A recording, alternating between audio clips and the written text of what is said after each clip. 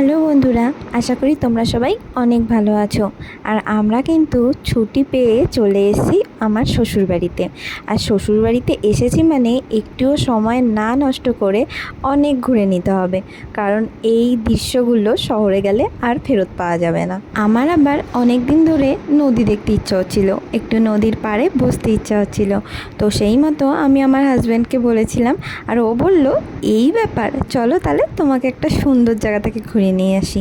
আমার শ্বশুরবাড়ি থেকে খুব কাছেই এই সাম্রঘাট ব্রিজ আর এই দ্বারকেশ্বর নদী।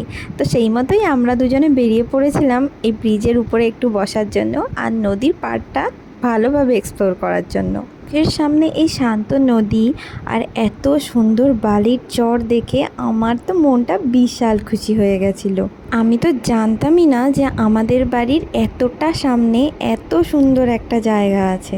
আমরা ব্রিজের উপর থেকে নদীর পাশের একটি আঁকাবাঁকা রাস্তা ধরে নিচে নেমে এসেছিলাম, আর তারপরেই নেমে পড়েছিলাম বিস্তীর্ণ বালির চরে।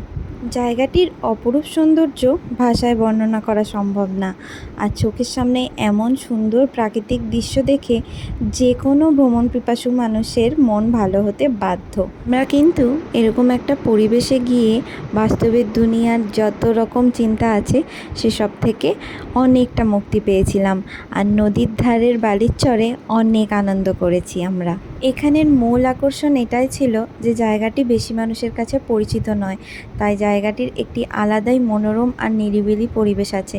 পুরো বিকালটা অনেক আনন্দ করে কাটানোর পরে ব্রিজের উপরে একটি ফুচকার দোকান দিয়ে ফুচকা খেয়ে আমরা আবার বাড়ির উদ্দেশ্যে রওনা দিয়েছিলাম। আজকের দিনটা আমাদের খুব ভালো কেটেছিল।